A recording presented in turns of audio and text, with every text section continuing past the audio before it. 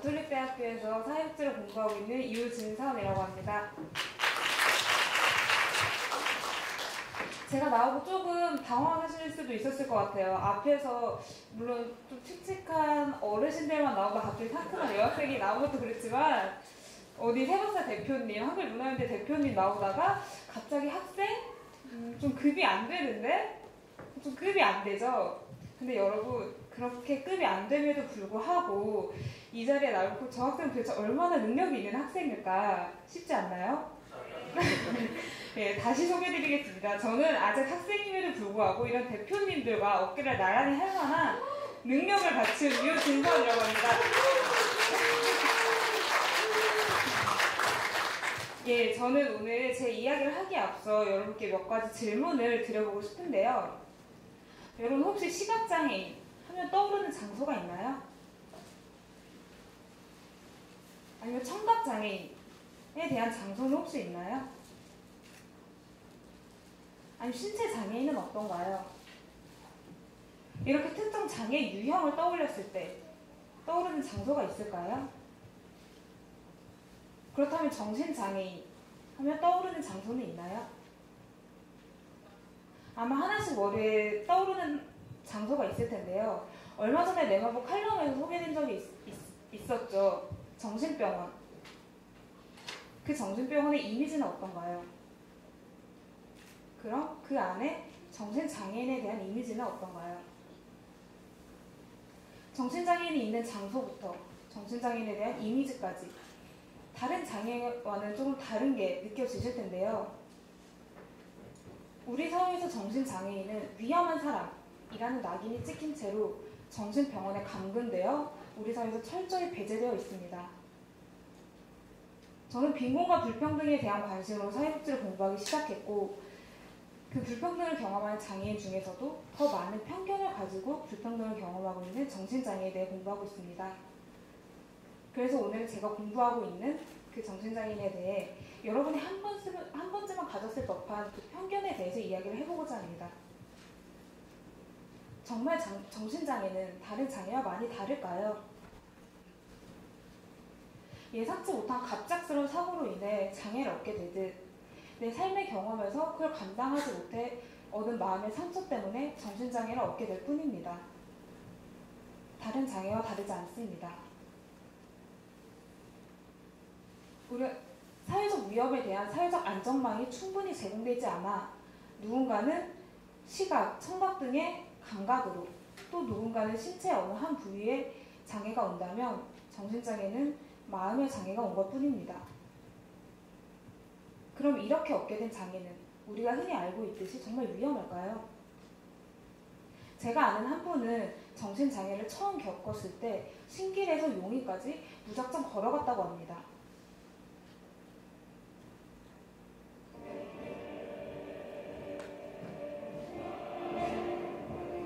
고개 들지 마.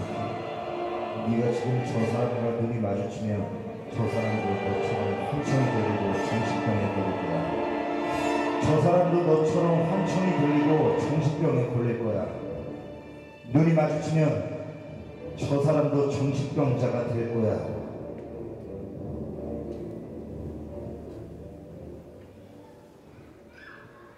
그 분이 들었던 환청입니다. 이 환청에 이끌려 몇 날 며칠을 걷다 보니 눈을 떠보니 용인이었다고 합니다.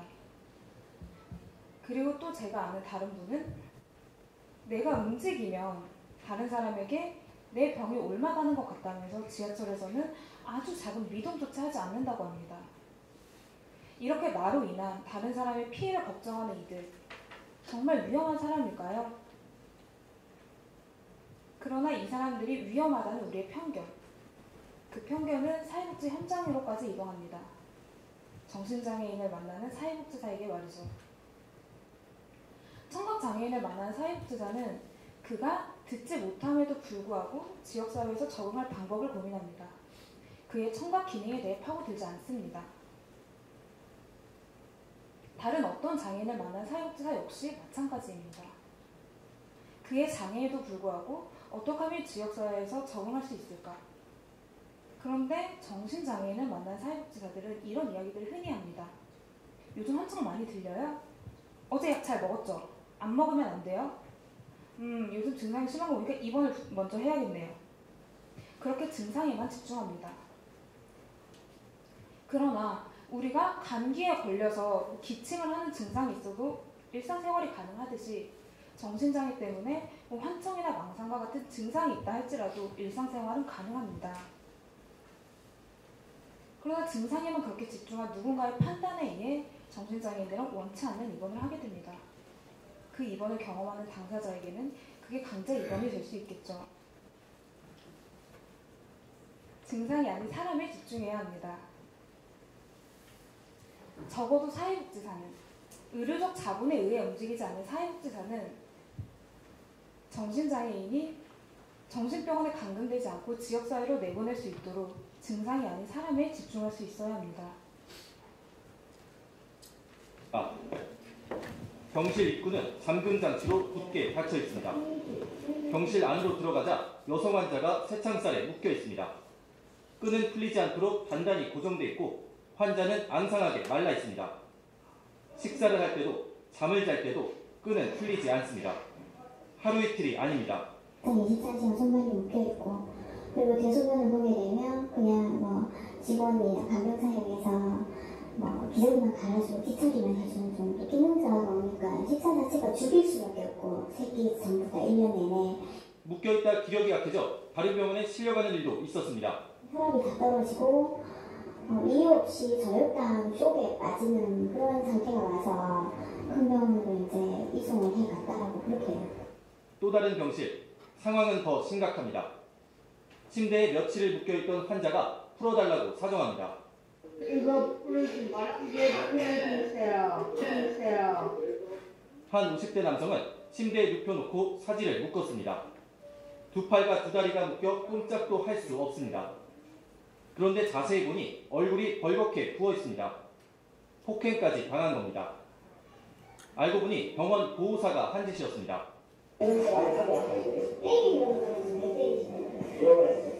환자를 상습적으로 묶어둔 것도 자신이 화가 났기 때문이었습니다.